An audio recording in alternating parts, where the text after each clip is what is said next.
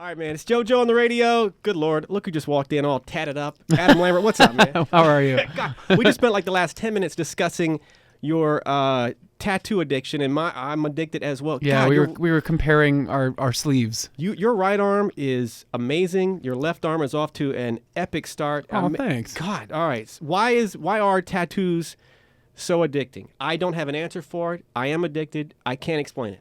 I mean, I just like decorating anything, really. I mean, so why not decorate your body? True. You know, but you can't undecorate it. That's the downside. True. I mean, there's this laser removal thing, but apparently it's horrible. That's what I hear. And I don't know. I like tattoos as almost like a passport stamp. You know, like you can like mark time or an event or like a memory with a tattoo. I like that. I haven't spoken to you since the whole Queen thing. Oh wow, dude. I am bowing to you in Oh. the studio.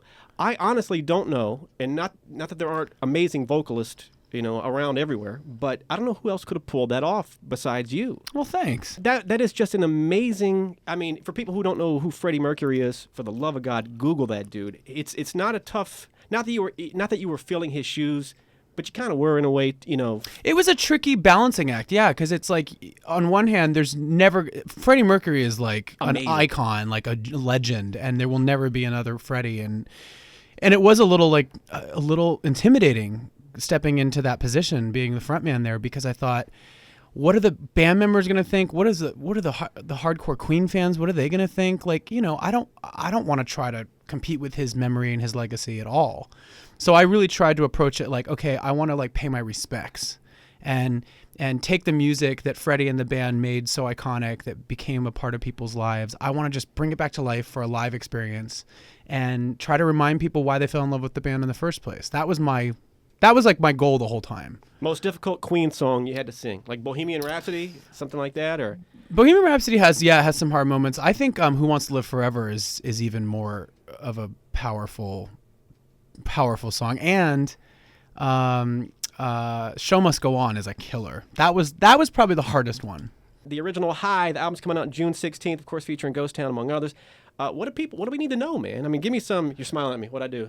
I'm excited to talk about the album. I'm like, ooh, here we go. I know Queen helped influence the original High, is what I'm told. Yeah, a little. Way. I mean, in a way, I don't know. Sonically, it's pretty different. This music is very contemporary pop, and Queen obviously has their classic rock catalog. Or did you mean the experience? Not so much the experience Queen, but the experience did, yeah, definitely. And the thing about Queen's songs is that they're timeless. I mean, they. True.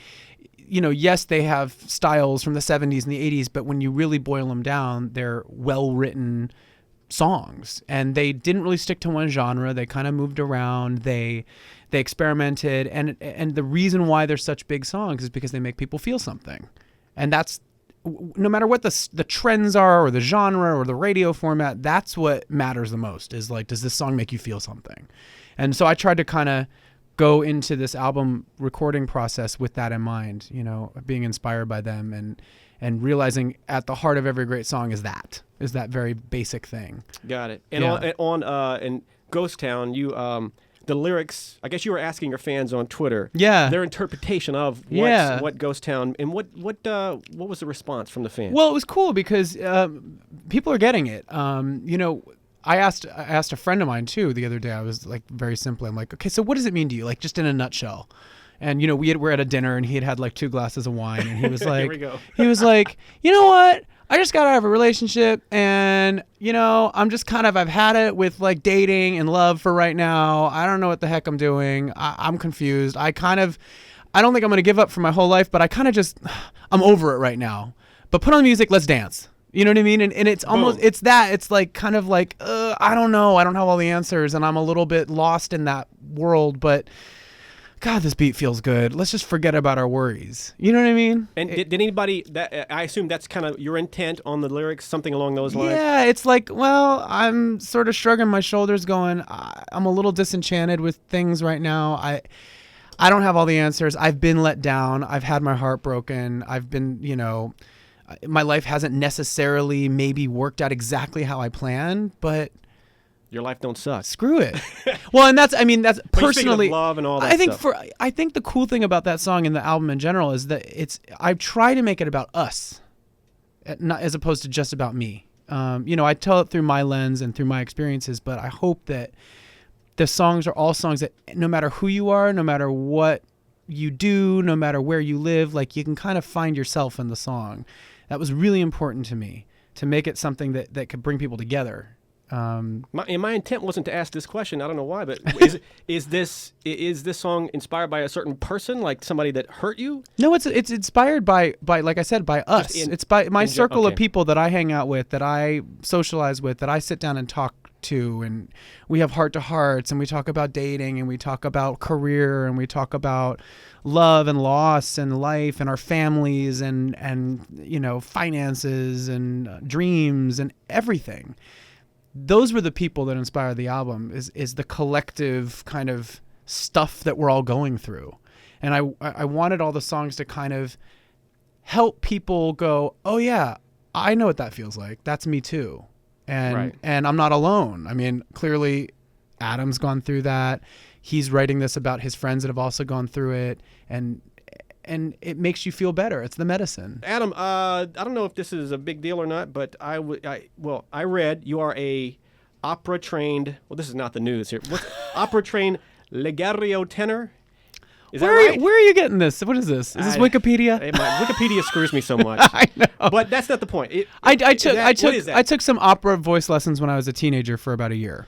And it says you can hold a note for 22 seconds. Now, that's you can hold a note for probably longer than that, right? I don't know. Because I could swear my wife has yelled at me for like 30 plus solid, and that didn't seem like a big deal. But is that a big deal? Maybe I'll toss it out. I don't know where these stats come from, but they sound very flattering. Well, so thank you, stats. What is legario tenor? Is that a thing, or is that? I have no idea what that means. God, these fan sites, if it wasn't, they're amazing. They're amazing. Anything else about the album people need to know before you take off, Adam, or is that a wrap for now? I'm really excited for people to hear it. I think Ghost Town is one color on the album. It is the tip of the iceberg. It's a great intro to the album because it's different and it's darker and it makes you think. And the album definitely keeps exploring some of the ideas that Ghost Town explores and then goes further. And there's a lot of different sounds on there. And I have Brian May on the album. Oh, we did kidding. a collaboration. Yeah, we did he plays guitar on one of the songs.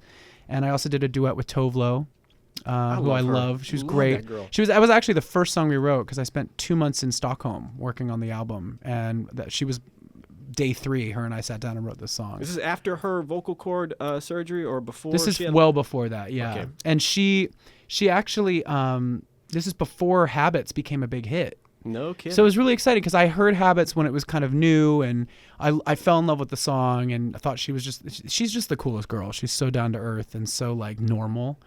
And then I got to really watch her star rise and watch this song blow up. I was really excited for her. Very cool. Yeah. Man. Well, any other collabs that we should note, or just is those are the two collabs, and then I worked with incredible writers. So I'm really Max Martin, of course, produced the whole thing. Yeah, Max Martin and Shellback executive produced the whole thing. They each did their share of tracks, and then I worked with some other guys as well. And I think people are gonna really like it. I'm not giving you the whole radio BS line.